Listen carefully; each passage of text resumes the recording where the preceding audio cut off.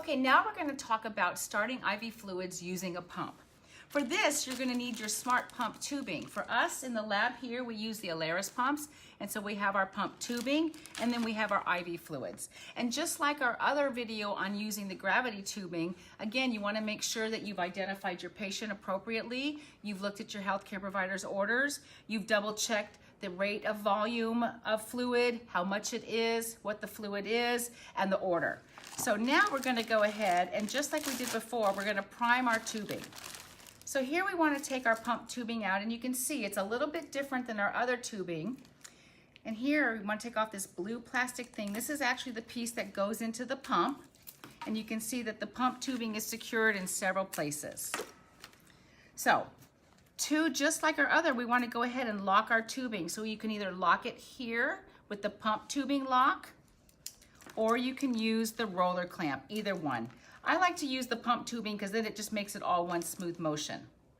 So again, we're gonna take off the cover of our pump tubing, pull off our adapter to the pump, and go ahead and insert our tubing into the bag. Again, prime your little drip chamber with a little bit of fluid, enough to fill up the drip chamber, but also be able to see our drips. And then we need to prime the tubing without getting it into a knot. So we're gonna loosen up this, and you really don't have to take it off because it will flow really well without it.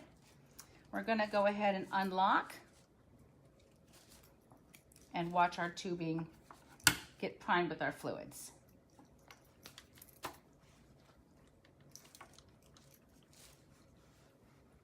All right, so now we are cleared and our major air bubbles are out of the tubing. And so now we can go ahead and we can turn on our pump. So with the Alaris pump, we're gonna hit the system on button. It runs through its self-checks. And in here on this pump, you can see we have channel A and channel B. Now make sure you read your pump screens because it's going to give you the information you need. If you're in the hospital starting this pump on a new patient, you're going to go ahead and say yes, and then follow your facility's policies on how you identify this pump to your patient. But for our purposes today, I'm going to hit no. The next screen that comes up tells you which settings this pump is on. And so you can see this is an ICU setting. You might also see med surg, you might see OB. Usually it's specific to the drugs that are on that unit. So we're just confirming that yes, that's what it is. So now we've got our screen that says we have channel A and channel B. And which channel do you want to use? Well, I use the one that's closest to my patient. So for today, we're going to choose channel A. So we want to identify it and let it know that we're going to choose channel A. Then our menu comes up as to what we're going to use.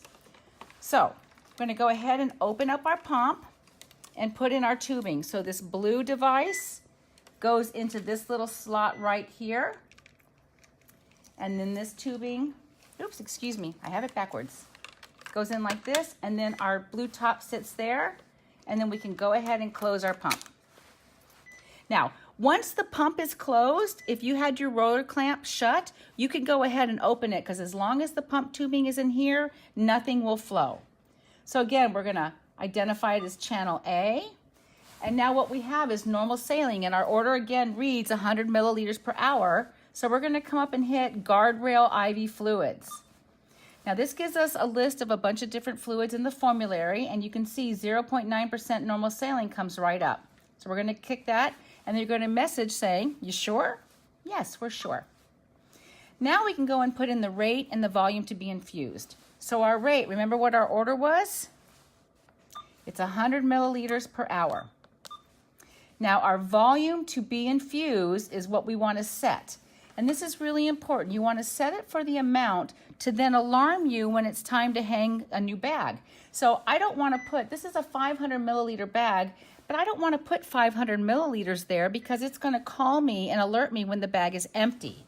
So I'm going to go ahead and put 400 in because this will give me an hour to get my new fluids once it's hanging. So we can go ahead and do that.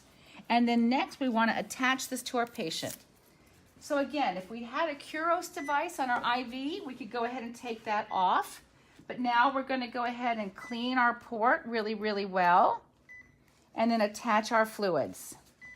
Remember too, you don't want to contaminate this. You want to be really careful when you're attaching this. Make sure our lock is open, and then we can come over here. See, our screen says press start, and we can press the start button.